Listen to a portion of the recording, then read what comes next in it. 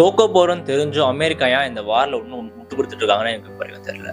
Just give me 2 minutes தான் இந்த வீடியோல உங்களுக்கு புரியுற மாதிரி எக்ஸ்பிளைன் பண்றேன். வார்ன்றது மத்த கண்ட்ரிக்கு எப்படின்னு எனக்கு தெரியல, ஆனா அமெரிக்காவை பொறுத்த வரைக்கும் வார் இஸ் அட்வர்டைஸ்மெண்ட். புரியலையே எப்படி?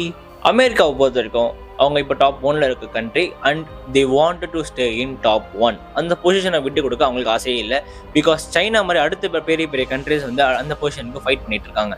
ஸோ அந்த இடத்த விட்டு கொடுக்காம இருக்கணும்னா பிஸ்னஸ் கரெக்டாக ரன் ஆகிட்டு இருக்கணும், அவங்க டிஃபென்ஸ் சிஸ்டம் ஸ்ட்ராங்காக இருக்கணும், எக்கனாமி ஸ்ட்ராங்காக இருக்கணும். ஸோ அதுக்கு என்ன பண்ணணும்?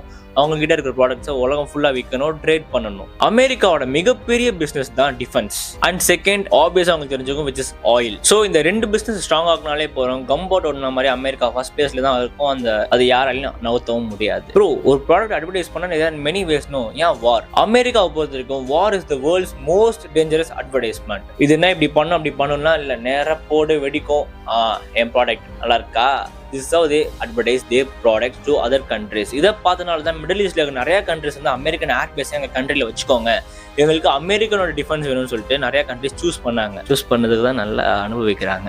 Okay bro, defence is fine. What about ஆயில்னு கேட்டிங்கன்னா, வேர்ல்டு வார் 2ல நாசி தோற்றதுக்கு மெயினான ரீசன் என்னன்னா அவங்க கிட்ட ஆயில் கம்மியாக இருந்துச்சு. அதனால தான் அவங்க டேங்கர்ஸாக இருக்கட்டும், அவங்க ஜீப்பாக இருக்கட்டும், எதையுமே மூவ் பண்ண முடியாமல் அப்படியே ஸ்டாப் பண்ணிட்டு போயிட்டாங்க. அண்ணா சீக்கிரமாக வாரில் தோற்றும் போயிட்டாங்க.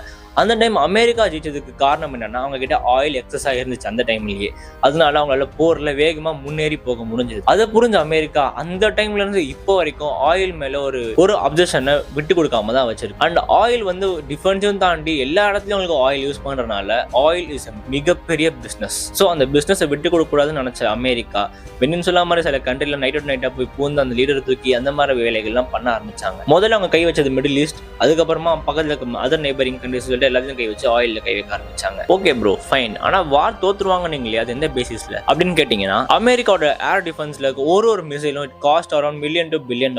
அவங்க ஒரு மிசைல் லான்ச் பண்ண அவங்களுக்கு $1 billion கிட்ட அங்க லாஸ் ஆகிட்டு தான் இருக்கும். ஆனா இதுக்கு ஈடுகட்டுற விதமா அமெரிக்கா எடுத்த இன்னொரு மூவ் தான் மற்ற கண்ட்ரிஸ்ல இருக்க நியூக்ளியர் வெப்பன்ஸ் எல்லாம் அழிக்கிறது, நியூக்ளியர் ரிசர்ச் சென்டர் எல்லாம் மொத்தமா அழிக்கிறது. அதுதான் ஈரானுக்கு பண்ணாங்க அண்ட் அடுத்து பாகிஸ்தானுக்கு பண்ண இப்ப ட்ரை பண்ணிட்டு இருக்காங்க. பாகிஸ்தான் வந்து நியூக்ளியர் மிசைல்ஸ் டெவலப் பண்றாங்க which can directly attack அமெரிக்கான்னு சொல்லிட்டு. பிகாஸ் நியூக்ளியர் வெப்பன்ஸ்ன்றது அமெரிக்கா அண்ட் ரஷ்யா மாதிரி பெரிய பெரிய கண்ட்ரிஸ் கிட்ட இருந்தா வாங்கணும்ன்றது அவங்களோட ஐடியாலஜி, அவங்களோட மென்டாலிட்டி. அப்படி வாங்கினாதான் அவங்க பிசினஸ் முன்னேறும், அவங்க எக்கனாமி முன்னேறும் and they can stand in the first position. So அதனால தான் வர எல்லா போர்லையும் அமெரிக்கா தேவையில்லாம மூக்கு நுழைச்சிக்கிட்டு அவங்களே அடி வாங்கிட்டு போறாங்க. ஸோ இந்த வீடியோ பார்த்ததுக்கு அப்புறம் நிறைய விஷயங்கள் உங்களுக்கு கிளாரிஃபை ஆகிருக்கும் நான் நம்புறேன். ஸோ மேலும் இந்த மாதிரி வீடியோஸ்க்கு மறக்காம என்ன ஃபாலோ பண்ணிக்கோங்க.